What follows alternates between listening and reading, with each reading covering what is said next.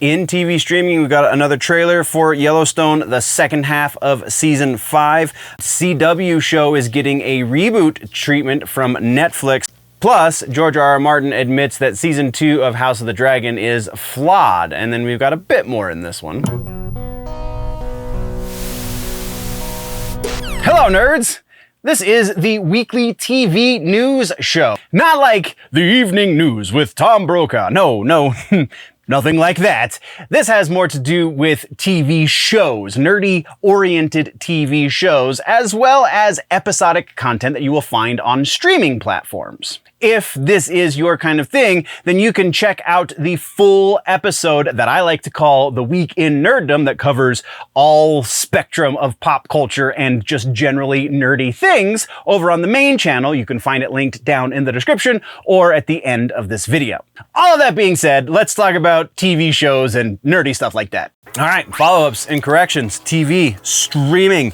Superman and Lois, real quick follow-up on this one. Superman and Lois, the show that is ending this season, final season changes before the season starts. It was supposed to move up to Monday nights. From Tuesday, it was supposed to go into Monday nights. Now, though, it is moving to Thursday. No, did I get that backwards? I think I got that backwards.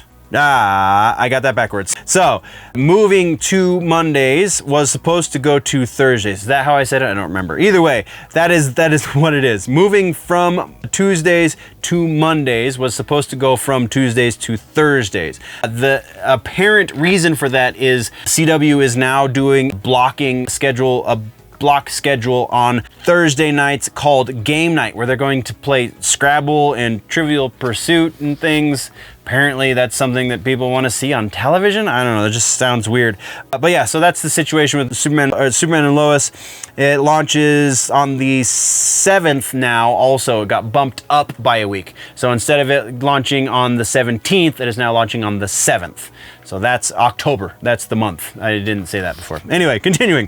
From there, let's talk about Walking Dead, Daryl Dixon. We now have official announcement that season 3 has begun production in Spain, because season 3 is going to take place largely in Spain. Super stoked for that. Season 2 hasn't even begun airing yet, which means we're not going to have to wait as long between seasons this time. Thank you, Jesus. All right, moving along from there. No, that's all we have for follow-ups and corrections. So let's get into trailers that came out this week. We have a new Agatha All Along trailer. Gives us a little bit more of a sneak into what the hell this series is going to be all about. And I still don't think it's going to be doing much in the way of good numbers for Disney+. I think once we get past the current set programs, the things that we know are coming for Disney Marvel, that's when we're going to start to feel the course correction a little bit more that they keep alluding to in the press releases and in the rumors and leaks and stuff.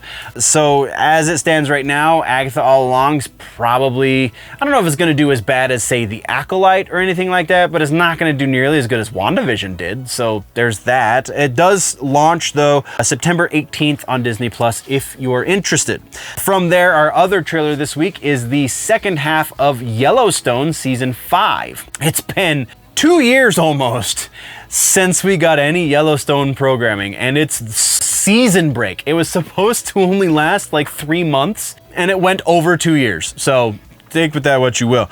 But yeah, we finally got November 10th is when we're going to be getting the second half of season 5. Whew, it's going to be an interesting situation. I honestly am excited for it to come to an end, and I'm also excited to see exactly how it ends, because we have some rumors about the potential non-end, if you will, but you're gonna have to wait to the rumor section to get to those. From there, let's get into some regular ass news as far as TV and streaming shows is concerned. The first piece here is One Tree Hill. The old CW show is getting an unlikely reboot because the original showrunner producer of that show is largely not a good person. So it was kind of interesting to read this, and then you find out that the actresses who are involved, Sophia Bush and Hillary Burton Morgan and Jensen Ackles, I don't have her name in here. Jensen Ackles' wife, Danielle, there it is, Danielle Ackles, are going to be executive producing this show, among other people, but they're actively involved with it, and they're also going to be in it. I don't know if Danielle is going to be in it much, though she was in the original show for a few episodes, I think maybe like a season or so, but we are going to see, at the very least, the return of, I'm going to not remember the character names, but either way, Sophia Bush and Hilary Burton Morgan are going to be returning to reprise their roles in this show. Anyone else attached to this has not yet been announced. If they are, once the announcements have been made, we'll probably do a follow-up on that. But yeah, One Tree Hill was a bit of my teenage years, so it'll be interesting to see what the hell they do with it. Also, the format has not been officially announced for this, because it could go in the way of a proper series reboot where they do multiple seasons and they do like 10 plus episode seasons or something along those lines.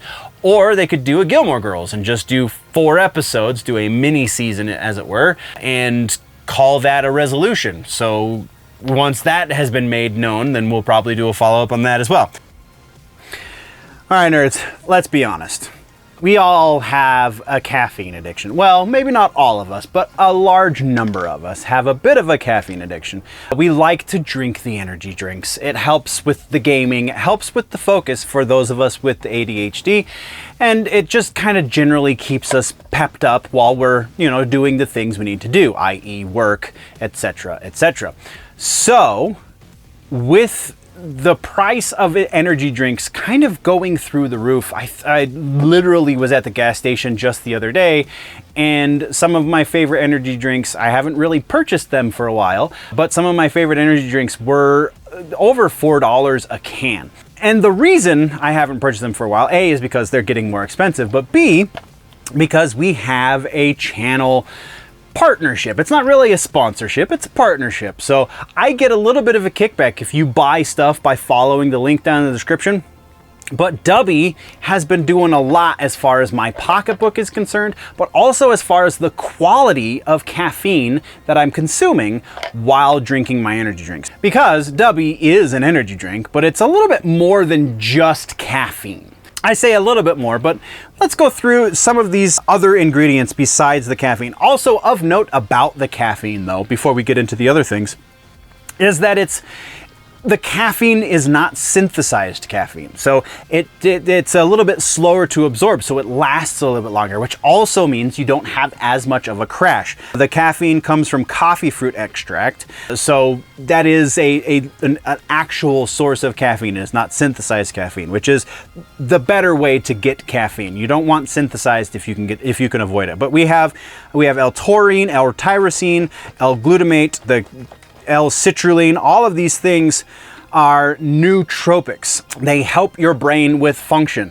The caffeine helps, especially again if you have the ADHD. Stimulants help you with focus, but also these other vitamins in here are what's going to help you a little bit more with focus and things of that nature. Now, it is not meant to diagnose or treat any sort of situation. This is not medical advice because I am not a doctor. The guys who make the DUBBY drinks are not doctors either, but these things have been shown to help with that kind of stuff. Do your own research.